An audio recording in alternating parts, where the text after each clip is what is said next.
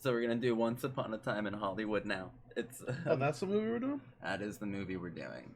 A lot of people have been asking for it. Um, since before it came out, I've been getting requests to do this movie a lot, which is kind of weird. Can you review this movie that comes out in 2 weeks? Oh, like to this day, I still get people asking me to cover this film, and I think I've only done two Tarantino videos. One was for The Hateful Eight, which I love, still love, stand by everything I said in that video, and the other one was like Tarantino versus the Coen brothers. And I think I am outspoken about how much I love him, but out of like the hundreds of videos I have, I think I have hundreds. I don't know how many I have. I've made two videos where I talk about Tarantino, so it's not like I'm an authority on the subject or anything like that. I have a big love for Tarantino. I think most cinephiles do, of my age group at least.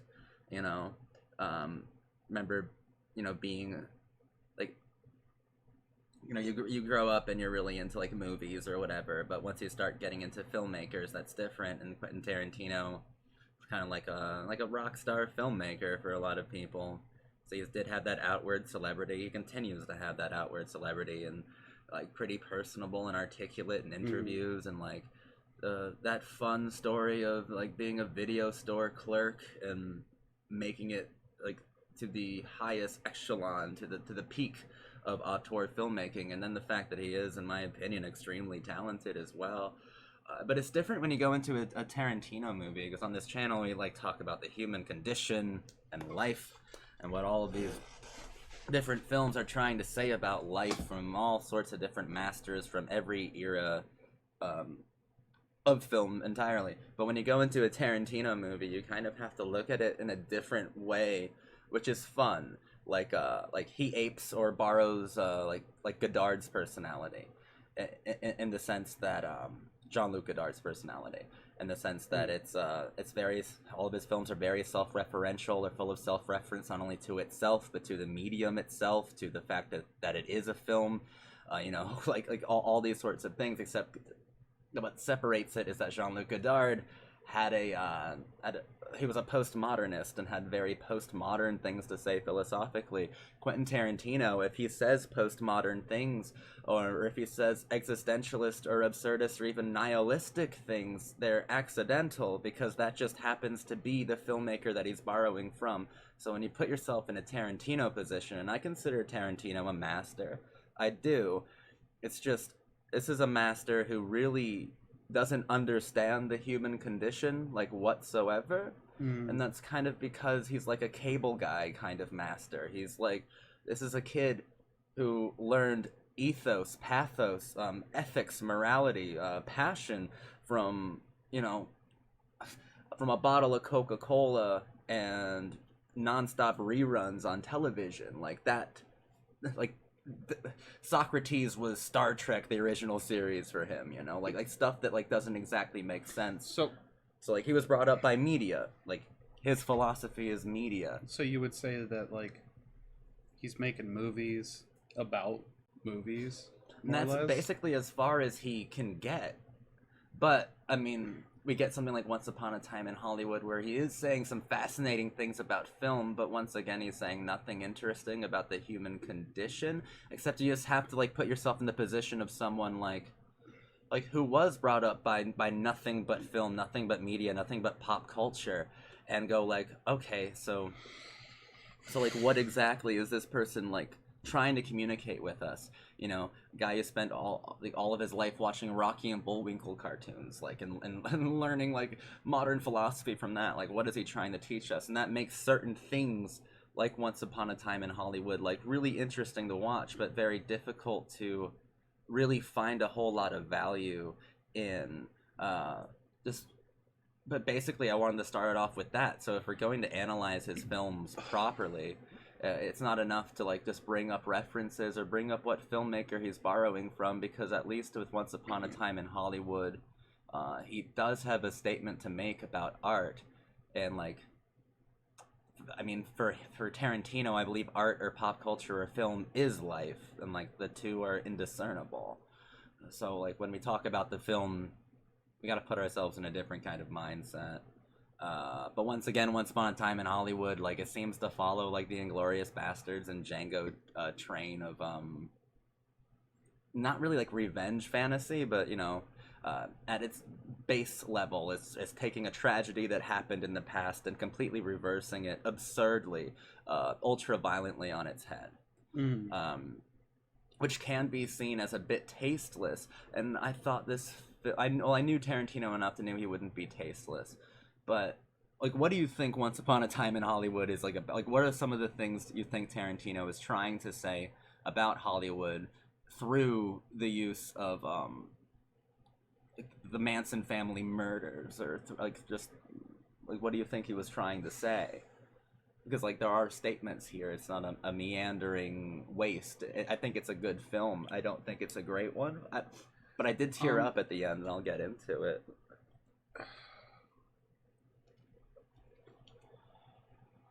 I'd have to put myself back into it. Because I saw the movie when it came out in theaters.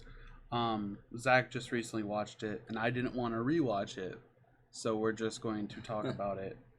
Well, based off my memories, I can remember the scenes and all that, but I don't remember walking out of the movie feeling like I gained anything. No, it's really difficult to feel that way after a Tarantino movie. But I think of all of his, I think that Pulp Fiction and The Hateful Eight are his best films. Pulp Fiction, I felt like I gained something from that movie. But... yeah, but philosophically, what did you gain from that movie? No, I gained, like, I don't know, I can't put into words what I gained from watching Pulp Fiction, but like off the cuff I would say that I did, you know, like my impulse reaction is to say that I definitely gained something from watching that movie. It's just, what is that something? I don't know. With Once Upon a Time in Hollywood, it's really weird because part of me's like, was it a good movie? And then I'm like arguing with myself that no, it wasn't a good movie because it didn't mean anything to me. But then another part of me is like, well, it was a really good movie because the individual scenes were fantastic. There are a lot of great individual scenes in it. Like that's also the plague of something like Inglourious Bastards. Inglourious Bastards is really, really good, but like there's obviously like the scene with Fassbender, the big Michael Fassbender scene in the bar where they're doing the 3 and the 3s, and it's like 15 minutes long. Probably. I mean, I won't spoil that scene, but like you can tell that Tarantino sat on that scene like for years and like ironed it out and made it perfect. And there's a lot of scenes you can tell with Once Upon a Time in Hollywood where that's the same thing. You know, when Rick Dalton is on the set of Lancer, I think the show is, and talking to the child actor. Yeah. Like he obviously spent way more time like crafting those parts, and like maybe the part where Cliff Booth first goes to the Spawn Ranch where the Manson family is. Like that was such a carefully written scene. Yeah,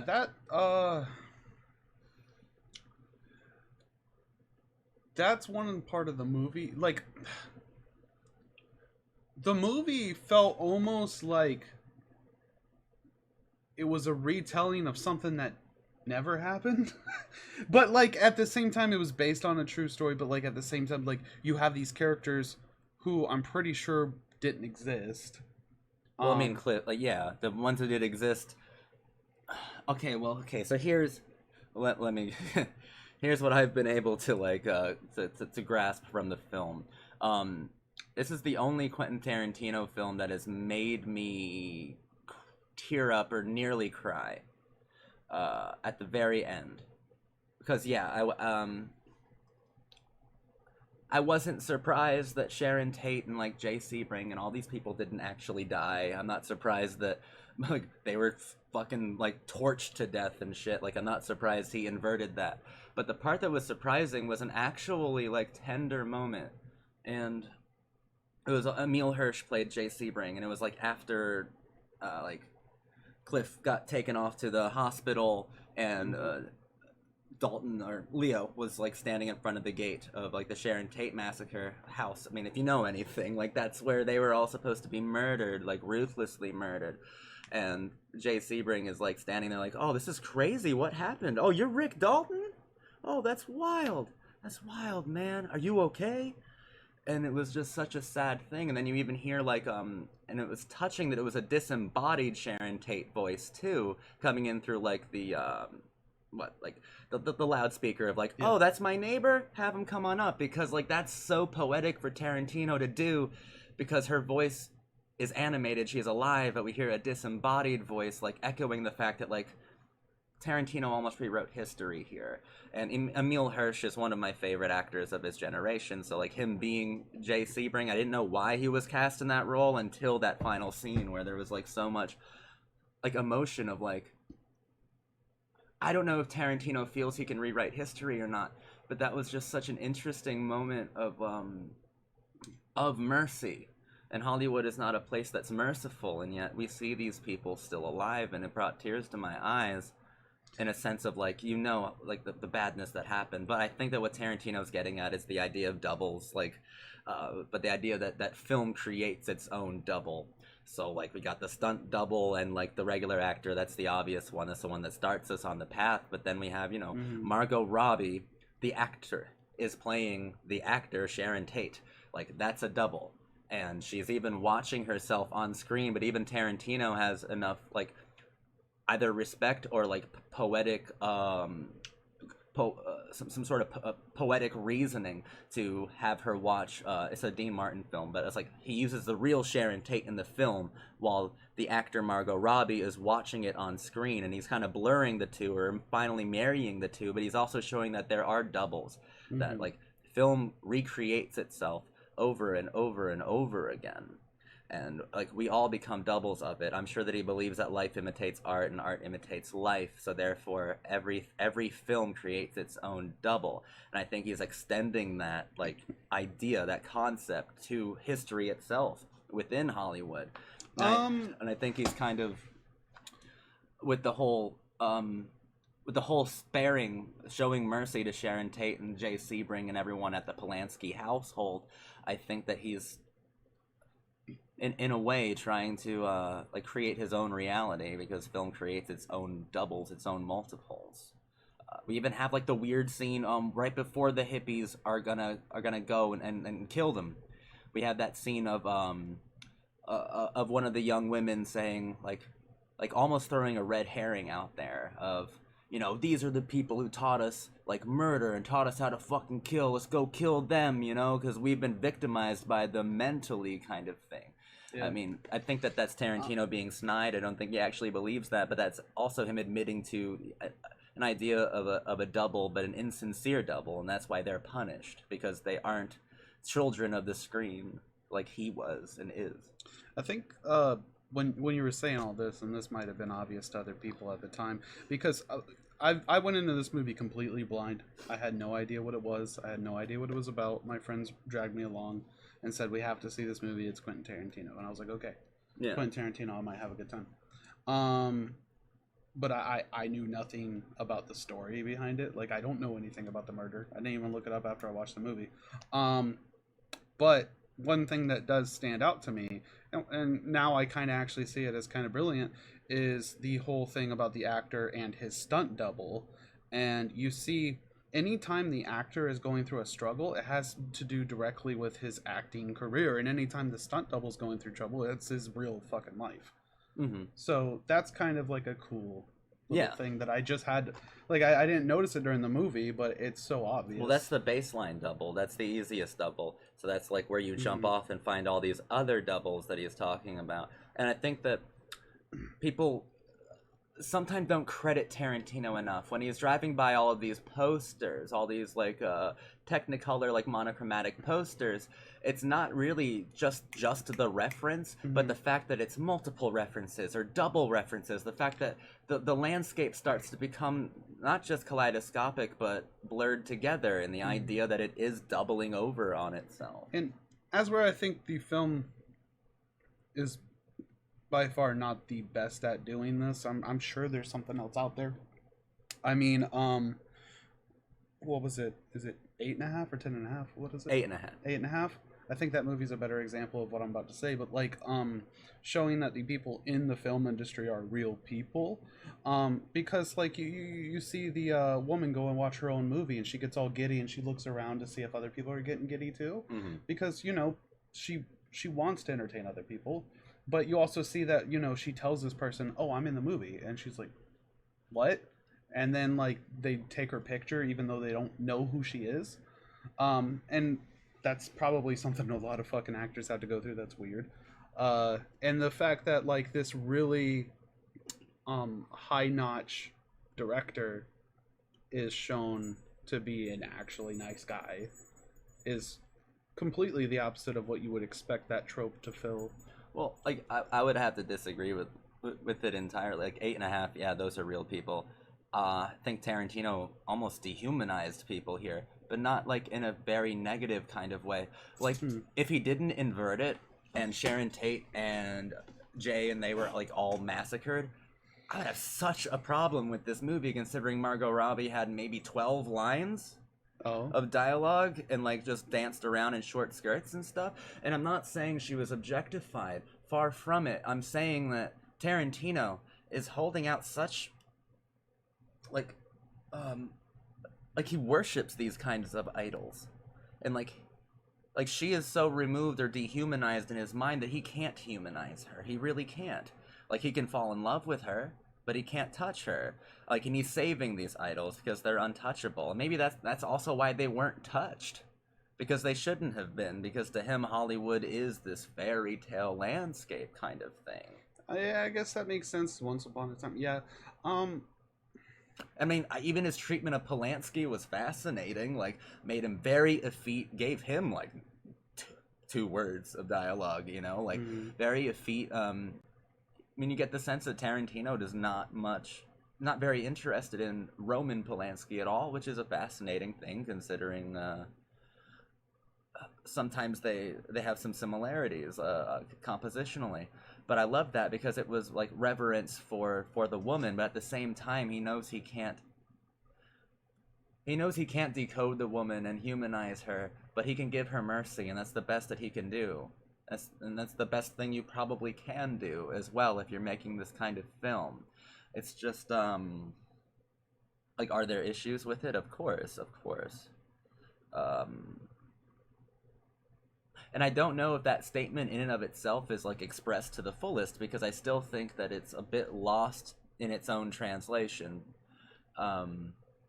That last scene, yeah, brings a lot of tears to my eyes, but like the absurdity and ultra violence I don't think is compositionally paid off.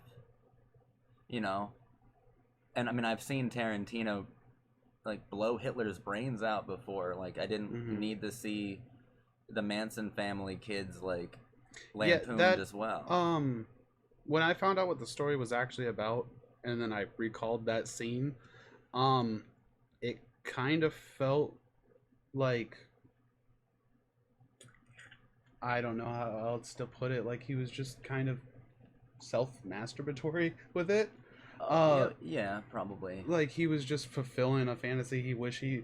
Well, that's why they're like, I hate these people. Yeah. I want to see them fucking murdered, and it's like, that's why bothered me. Revenge fantasies. It fucking bothered me so much. He's very good at setting you up to not be ready for those type of scenes in his movies, I guess.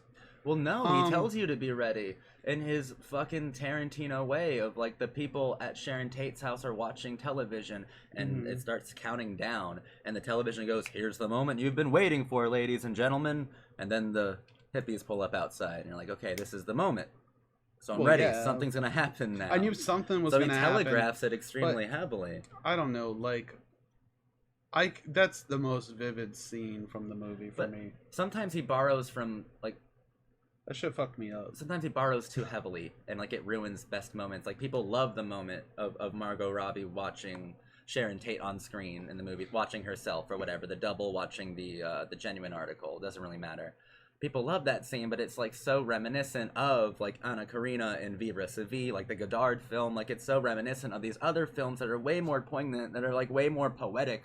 Like, the difference between Karina watching The Passion of Joan of Arc on screen and Margot Robbie getting lost in the Sharon Tate film on screen is that one is trying to tell you something that is physically poetic, while the other one is simply trying to show you the magic of film. Godard wasn't really showing you the power of film; he was showing you the power of emotionality being compelled through film. And that's the problem. That's like the integral, the essential problem of Tarantino is that he doesn't understand. Like, period. Like, he really doesn't. I think he's incredible, and that's an incredibly interesting point of view, but it can only get you so far. Yeah, I would definitely have to say that Tarantino is incredible due to a handful of his films that I adore, but I adore most of his films. Like, I do. I can't hold him to the same esteem that most people do. Like, there's so many hardcore, like, diehard fans for Tarantino. Like, it's like, oh, that's my favorite director, and it's like, I could never see myself saying favorite.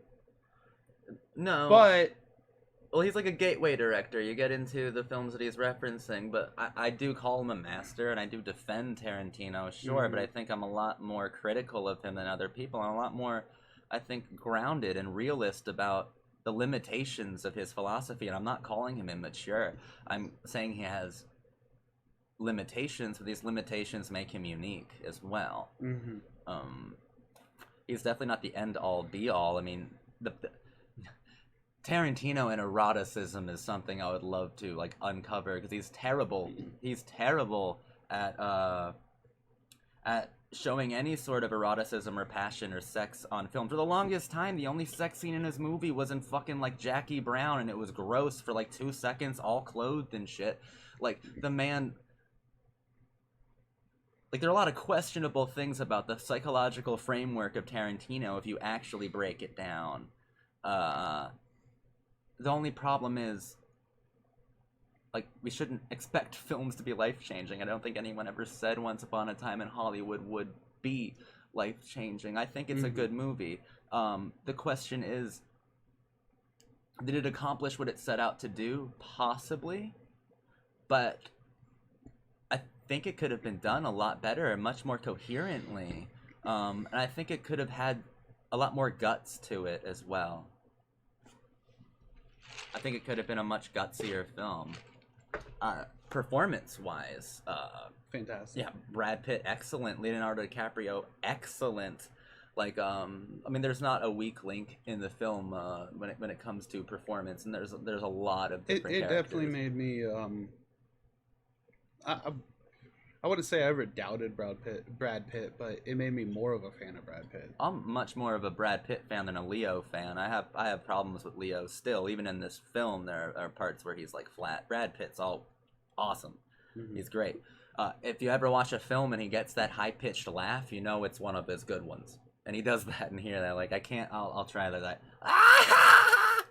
It's something ridiculous that he does in like Fight Club, 12 Monkeys, and 7 or something. Like, when he does that, it's like, okay, like, even Assassination of Jesse James, like, okay, everyone back off. This is Brad Pitt is going to steal this movie away from everyone else. Leo, this is one of his better performances I've seen. I just there's always something like inauthentic about his presence for me that I can't get over. Margot Robbie was not given a chance to act. Like, I don't care, but I mean, obviously that was the point. But you're also dehumanizing the idol. It's like something that, like, I'm trying to learn not to do. Like if you can learn anything from Sofia Coppola, when you mythologize a young girl or a beautiful girl, when you mythologize her and make her a god, you might think that you're doing something good, something decent, something selfless, but you're dehumanizing them and you're not giving them the chance to actually express their true emotionality. And Tarantino does not give her the chance to do that because he's caught up in the idol worship of her and giving her mercy. Now that you've as opposed to a voice. Now that you kind of pointed that out about Leonardo DiCaprio, anyways, Leo, first name basis. Yeah, I can't think of a single role he's ever filled that made me feel like on a personal level with him, and I know that not every role needs to do that. Yeah, but you would think there'd be like at least one. I remember everyone with was how like, before The Revenant came out, they're like, oh, he's getting all these Oscars getting stolen from him. I'm like, well, he's actually not that good. he's a really good Like, actor, Cameron Diaz was but better than Leonardo DiCaprio in Gangs of New York. Like, he's not that good. Like, he's happened to work with Scorsese like 50 times. Like, he works with like really good people. One thing that's always pissed me off is people love to reference that scene where he busted the glass and acted anyways, and it's like that makes him a good actor. It's like, no, that makes him dedicated. It doesn't make him good. But then again, I mean, Brad Pitt's fantastic. It is good. Yeah, like yeah, I want to preface that I don't think that Leo is a bad actor. I think he's improving, but like, it's been I just decades. Now that you've pointed that out, it's like, yeah, I can't think of one single character where I actually give a fuck. And with Brad Pitt's character in this movie, I don't really give a fuck about much of anything, but at least with him, I was actually interested to see what happened next whenever he popped up on screen. And he was the only character where I really gave a fuck when he popped up on screen. He was wonderful. Yeah, it was wonderful. But yeah, and I loved Leo in the film as well. It's just somehow Brad Pitt like really eclipsed him. Not somehow, Brad Pitt is a better actor. I liked seeing these two together. That was fun. That was a good pairing. Like, really good idea of it. I mean, and the idea of doubles being merged, like Tarantino did that in the opening credits. I'm just now remembering when they get in the car, like it says Leonardo DiCaprio over the driver's seat where Brad Pitt is, and the opposite name over Leo. Like, the idea of doubles being merged are right there. And the way that scene's cut, which Margot Robbie watching the real Sharon Tate on screen, and then it intercuts between her learning how to do the martial arts, and it cuts in such a nice way that, boom, they're blurred, they're married. But if Tarantino's trying to marry the two images in my mind, like, you have to also offer an emotionality to it, not just the fact that she likes that people laugh when they're supposed to laugh. Like, give her something to say, like something to express, something to do. In fact, you give Brad Pitt and Leonardo DiCaprio like too much expression. You're overcomposed with your male characters, and with this one you're not. And I'm not saying it's some sort of sexist thing. I don't think it matters that she was female or not. What matters is that she was an idol who was killed. I mean, he does the same thing to Emile Hirsch's character. Like, Jay Sebring, who was also supposed to die that night. He does the same thing to him until that final scene, but that final scene really shook me to my core. So, like, these people who died in the tragedy, these victims, he wanted to give them mercy, but Tarantino's not a god. But I don't even know if he's trying to pretend to be one, but it certainly seems like he is at the same time. Like, it's difficult to tell if he succeeded with what he wanted to do in this film. A lot of people call it a love letter to the 60s, a love letter to 60s Hollywood. But it'd be a love letter to 60s artificiality and superficiality.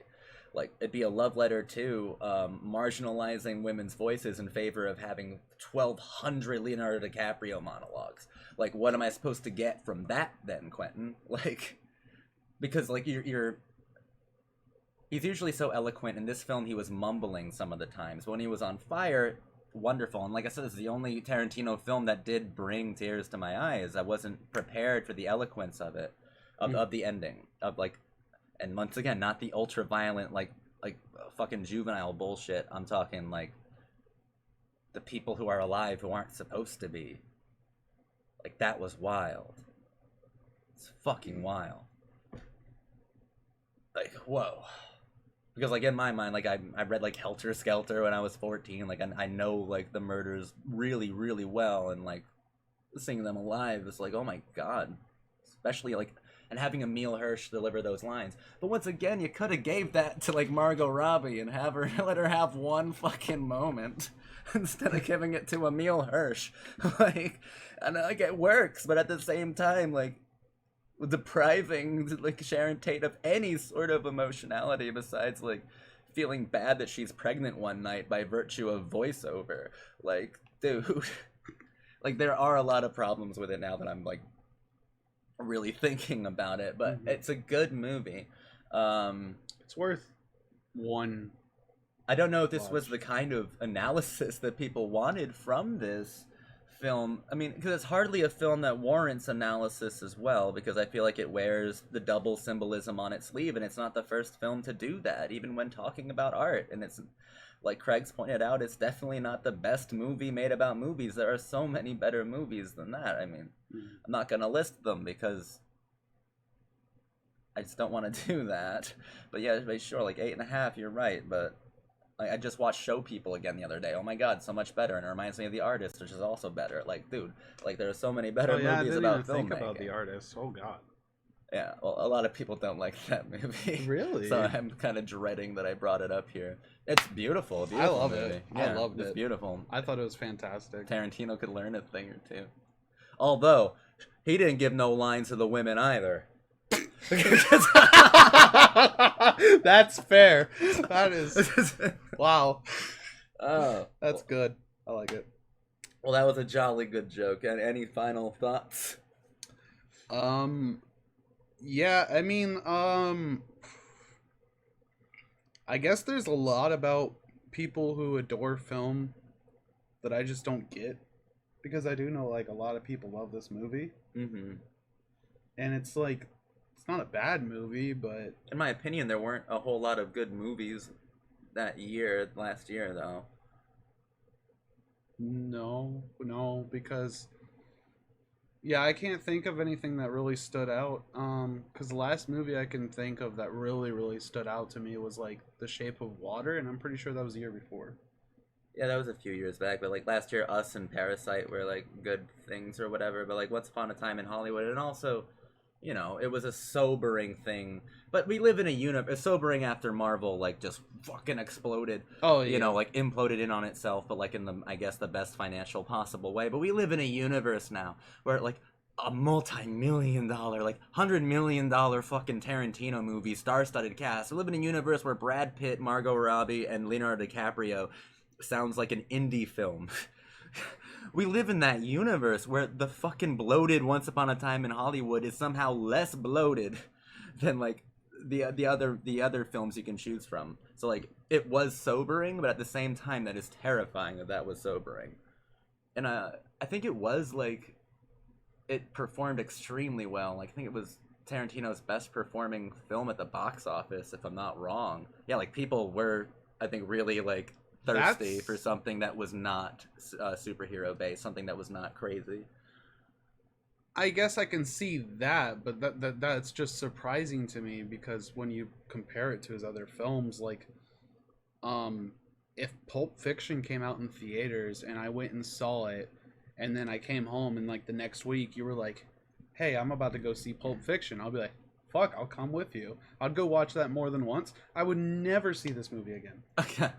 There's no reason to. There's nothing to get from it if I watched it again. I always end up watching Tarantino movies more than once, so then I'll see it again. But and like if I were to do a ranking, it wouldn't be like terribly far down. You know, I would think I would say Pulp Fiction, Hateful Eight, Jackie Brown, and then probably Once Upon a Time in Hollywood, and then Inglourious Bastards, or maybe like switch those two out. It would be in the top 5 Tarantinos, and he only has 9 movies. I understand that, but at the same time, it's better than Death Proof. It's better than Reservoir Dogs. It's better, in my opinion, than both Kill Bill movies. In my opinion, I know that's weird to say. I just think that Kill Bill has even less to fucking say about the human condition. Yeah, but at least Kill Bill, like the first one, was really fun.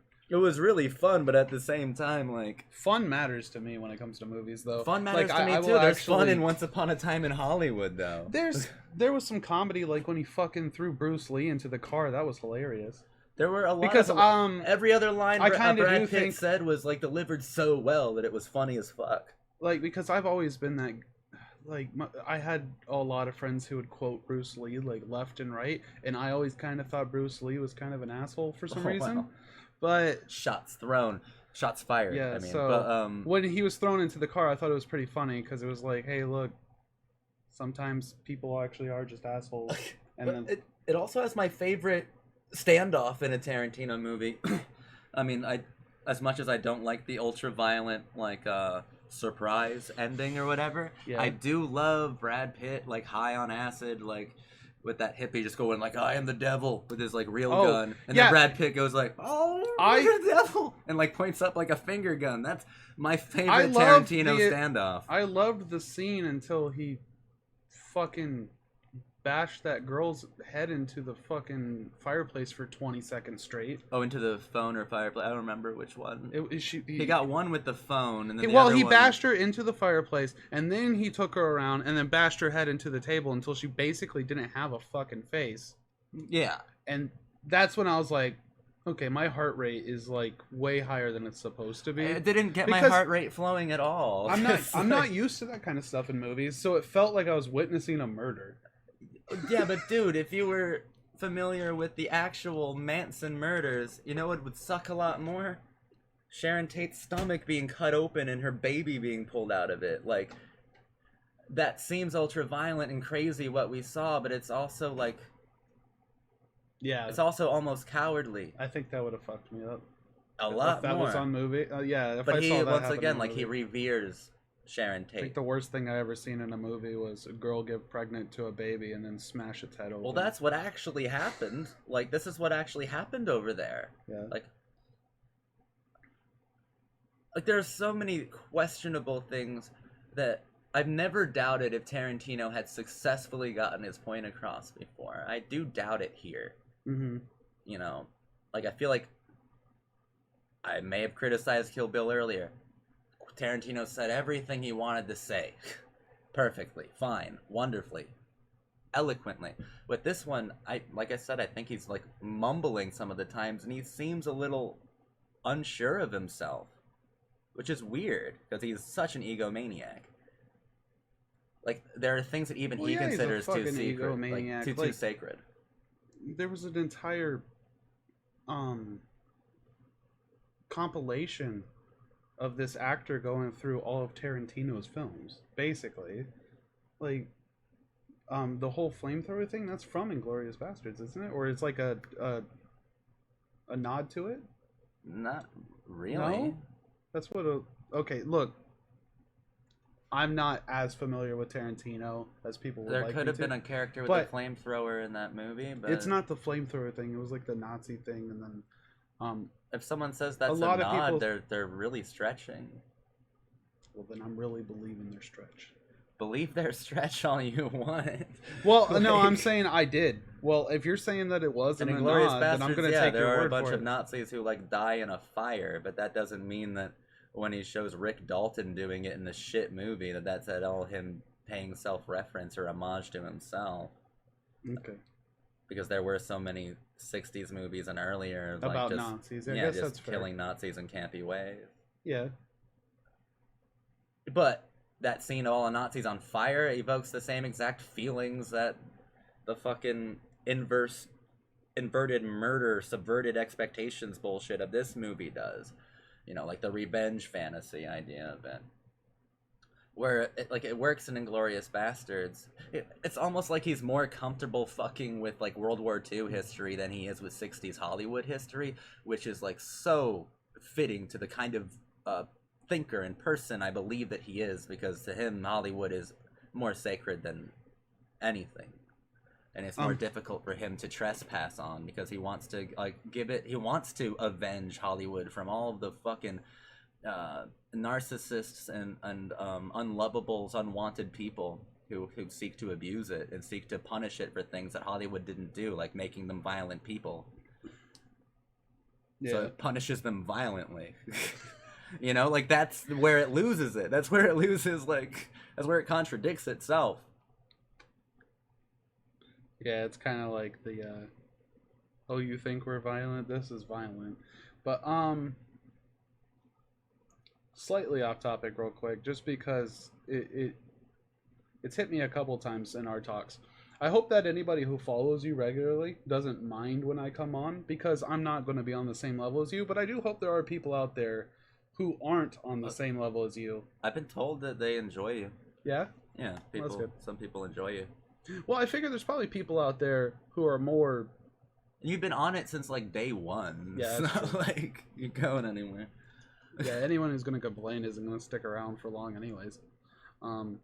But yeah, no, I just want to put it out there that, you know, I don't come on here thinking that I'm gonna have a shitload to add, but what I hope to add is like a layman's point of view to kind of contrast yours, because you're diving as deep as possible, and I'm just trying to get like the most intuitive response from these films, because yours is very learned and researched, and then I'm just going into it. You're over here with fucking big brain, and Oh, shit. no, but no, but it's true. Like you read up on this kind of stuff all the time. You research directors all the time, and I enjoy storytelling in general. So it's just another facet. Yeah. No, people enjoy you on the channel. I don't even think I sound like incredibly intelligent when it comes to film. It's kind of one of the, I think, virtues of this channel is that we kind of, once upon a time in Hollywood, excluded from what I'm about to say. We kind of approach inaccessible movies in an accessible way. Like you talked about Stalker and Cries and Whispers with me, like That's fair. pretty impenetrable films, but we don't approach it as if we like have a master's degree in film theory, because we fucking don't. We like approach it like people who have at least a moderately good head on their shoulders and like, want to learn something. Anyone who hasn't picked up on this yet, 99% of the time we watch a film and then turn on the webcam. Yeah, That's it. That's like all we fucking do. We watch the film and then turn on the webcam. This is the only one we've done that we didn't watch together and then immediately do it. Like I watched it on my own and then I called you and was like, "You want to? I know you've seen this before, but I just watched it. Don't want to rewatch it right now." And I don't want to rewatch it in general, so it's fine. But just to give a little taste, normally how we do it. Just give a little taste to the people. I don't know if they're going to care, but we should do another Western soon. That was a lot of fun. No, well, I want to do a Leone thing. It's just like, I hate talking, whatever. If you're listening this far. I'm sorry, we've gone off topic. If you're listening this far, like I want to do a Leone thing where we go through all the Sergio Leone spaghetti westerns, starting with A Fistful of Dollars. I just hate talking about Akira Kurosawa, and it's inescapable when it's a literal, like, unofficial remake of Yojimbo. So, like, that's the only thing keeping me from it. So maybe I'll just skip Fistful of Dollars and go to it for a few dollars more, because I'm like that opposed to talking about Kurosawa, especially when I'll say that Leone did it so much better and piss off everybody. Like, yeah, but it's 42 and a half minutes into this video. Like, the people sticking around. There are two people accidentally left this on while they're making fucking mac and cheese. Like, it's fine. Right now, it's fine. We're here for you, dude. But I want to do the Leone stuff. I know you love Once Upon a Time in the West. Once Upon a Time. Okay, maybe it's fitting we talked about him, because he also made Once Upon a Time in America. So I wanted to do Fistful of Dollars, $3 More, Good, the Bad, and the Ugly, Get 'Em You Sucker, and Once Upon a Time and whatever, both West and America. I wanted to do the 6 big Leone films after this. Yeah. Me and you will do that then. That'll be our thing. Because I'm doing like silent movies on the other end, trying to beef up both categories. You want to talk about life? Dude, we should end it like this. If you've watched this entire thing, start your comment with, I don't know, what's something that no one would ever say unless we told them to. They wouldn't say anything we told them to, though. My viewers are very independent thinkers. Yeah? Yeah. So... nothing. Say exactly what we tell you not to say. I'm sure that'll do it. I'm sure this is making them click off. Now there's one person who left this on while they fell asleep. Which is good. You're helping my watch time analytics. I want you all to leave this on while you fall asleep. All right, let's turn this off. But at the same time, I just want to say thank you for watching this video. You've been asking for this video. So many of you have been asking for this video. I hope it lived up to expectations you've literally been having for almost a year. Like, I'm not the authority on Tarantino. I don't know why. Not the last 15 minutes, though. I don't know why you wanted me to talk for like an hour about Tarantino. I do really admire him. I would say I love him. But I've only made 2 videos about him. It's not like, you know, And this movie is not. Is it fascinating? No, it's very intriguing and it is captivating, but it's not fascinating, and that's the problem with it. Probably. That's it. Yeah.